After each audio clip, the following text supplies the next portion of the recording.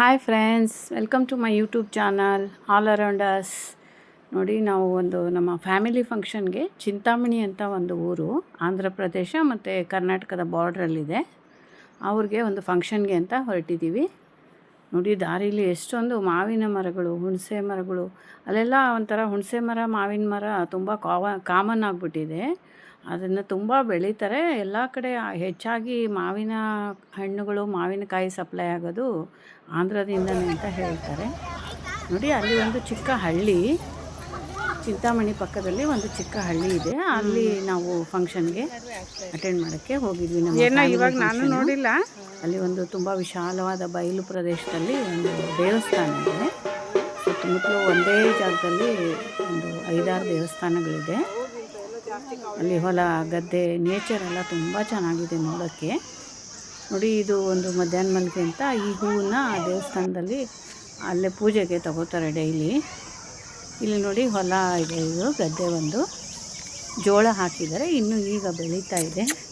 ನಾಯಿ ಮರಿಗಳು ನೋಡಿ ಅಲ್ಲಿ ಹೋಗಿ ಮಲ್ಕೊಂಡ್ಬಿಟ್ಟಿದೆ.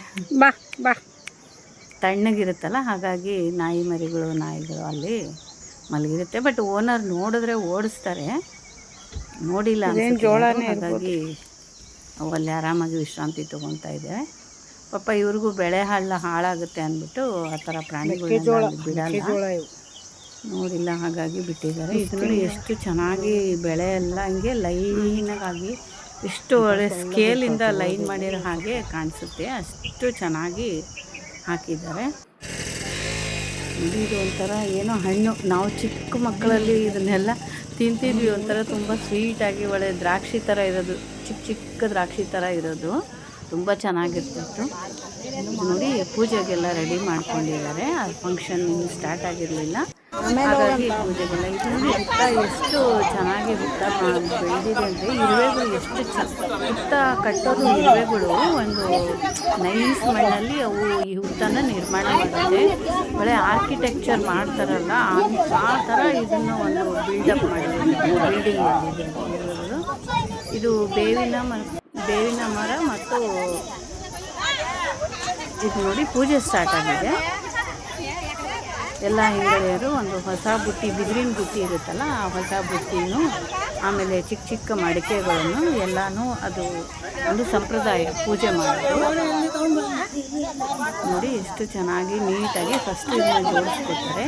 ಹೂವು, ಹಣ್ಣು, ಬಾಳೆಹಣ್ಣು ಅದನ್ನೆಲ್ಲ ಜೋಡಿಸ್ಕೊಂಡು ಚಿಕ್ಕ ಮಡಿಕೆ ಮೇಲೆ ಅರಿಶಿನ, ಕುಂಕುಮ ಎಲ್ಲ ಒಂದು ಪ್ರೋಕ್ಷಣೆ ಮಾಡಿ ಪೂಜೆಗೆಲ್ಲ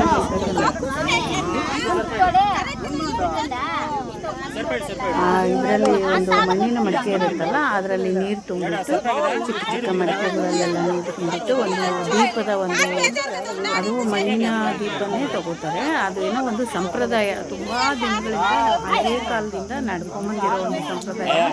ಆ ಪ್ರತಿಯೊಂದು ಸಂಪ್ರದಾಯಕ್ಕೂ ಒಂದು ಅರ್ಥ ಇರುತ್ತೆ. ಅವರು ಯಾವುದೇ ಸಂಪ್ರದಾಯ ಆಗಲಿ ಒಂದು ಅರ್ಥ ಇಲ್ಲದೆ ಮಾಡಿಲ್ಲ. ಪ್ರತಿಯೊಂದಕ್ಕೂ ಒಂದು ಸೈಂಟಿಫಿಕ್ ರೀಸನ್ ಇದ್ದೇ ಇರುತ್ತೆ. ಅವು ಮೂಢನಂಬಿಕೆ ಅಂತ ಹೇಳೋಕ್ಕಾಗಲ್ಲ. ಆ ಸಂಪ್ರದಾಯ ಪ್ಲಸ್ ಸೈಂಟಿಫಿಕ್ ರೀಸನ್ ಎರಡೂ ಇರುತ್ತೆ. ಹಾಗಾಗಿ ನೋಡಿ ಎಷ್ಟು ಚೆನ್ನಾಗಿ ಪೂಜೆಗೆ ರೆಡಿ ಮಾಡಿದ್ದಾರೆ. ಮಣ್ಣಿನ ದೀಪ ಇಟ್ಟು, ಆಮೇಲೆ ಕಳಶ ಇಟ್ಬಿಟ್ಟು, ಕಳಶದಲ್ಲಿ ವೀಳ್ಯದೆಲೆ, ಹೂವು, ಅಡಿಕೆ, ಹಣ್ಣು ಎಲ್ಲ ಇಟ್ಬಿಟ್ಟು ಎಷ್ಟು ಚೆನ್ನಾಗಿ ಮಾಡಿದ್ದಾರೆ ನೋಡಿ. ಎಂಥ ಉರಿ ಬಿಸಿಲು ಅಂದರೆ, ಆ ಬಿಸಿಲಲ್ಲಿ ಕಣ್ಣು ಬಿಡೋಕ್ಕೂ ಕಷ್ಟ ಆಗುತ್ತೆ. ಬಟ್ ಅಂಥ ಬಿಸಿಲಲ್ಲೇ ಇವರು ಪೂಜೆ ಎಲ್ಲ ರೆಡಿ ಮಾಡಿಕೊಂಡು ನೋಡಿ ಎಷ್ಟು ಚೆನ್ನಾಗಿ ಮಾಡಿದ್ದಾರೆ. ಇದು ಗಂಡಸರು ಹಾಲು ಉಕ್ಸೋ ಒಂದು ಪ್ರೋಗ್ರಾಮ್. ಇದು ಗಂಡಸರು ಯಾಕೆ ಹಾಲು ಉಕ್ಸ್ಬೇಕು ಅಂತ ನೀವು ಅಂದ್ಕೊಳ್ಳೋದಾದರೆ, ಅದು ಒಂದು ಸಂಪ್ರದಾಯ, ಪುರಾತನ ಸಂಪ್ರದಾಯ. ಗಂಡಸರು ಅಡುಗೆ ಮನೆಗೆ ಹೋಗಿ ಕೆಲಸ ಮಾಡಬೇಕು ಅಂತ ಏನಿಲ್ಲ. ಏನಂದರೆ ಅವರಿಗೂ ಹೆಣ್ಣು ಮಕ್ಕಳ ಕಷ್ಟ ಏನು ಅಂತ ಆವಾಗಿನ ಕಾಲದಿಂದನೇ ನೋಡಿ ಇದು ಪ್ರತೀತಿ ಬಂದಿರೋದು.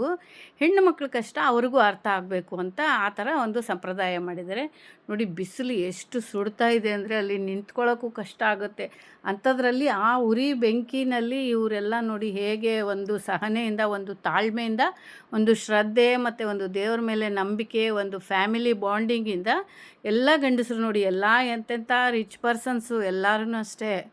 ಆದ್ರೂ ಅಲ್ಲಿ ಕೂತ್ಕೊಂಡು ಒಂದು ಸಂಪ್ರದಾಯ, ಅದನ್ನು ನಾವು ಮುಂದುವರ್ಸ್ಕೊಂಡು ಹೋಗಬೇಕು ಅಂತ ಈ ಥರ ನೋಡಿ ಒಂದು ಒಲೆಯನ್ನು ತಯಾರು ಮಾಡ್ತಾರೆ.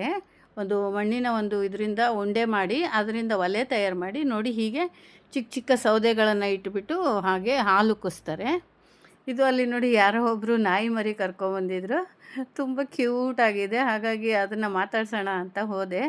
ಅದು ಏನು ಕಚ್ಚೋಕ್ಕೇನು ಬಂದಿಲ್ಲ, ಬಟ್ ತುಂಬ ಒಂಥರ ಕ್ಯೂಟಾಗಿತ್ತು. ಹಾಗಾಗಿ ಅದನ್ನು ವಿಡಿಯೋ ಮಾಡಿದೆ, ಬಿಡೋಕ್ಕಾಗಲಿಲ್ಲ. ನೋಡಿ ಶೇಕ್ ಹ್ಯಾಂಡ್ ಕೊಡಲ್ವಂತೆ, ಅದು ಕೈ ಮುಟ್ಟಿದ್ರೆ ಕೋಪ ಬರುತ್ತಂತೆ. ಹಾಗಾಗಿ ಅದು ಯಾರಿಗೂ ಅದು ಕೈ ಮುಟ್ಟಕ್ಕೆ ಬಿಡಲ್ವಂತೆ, ಬರೀ ನೋಡುತ್ತೆ.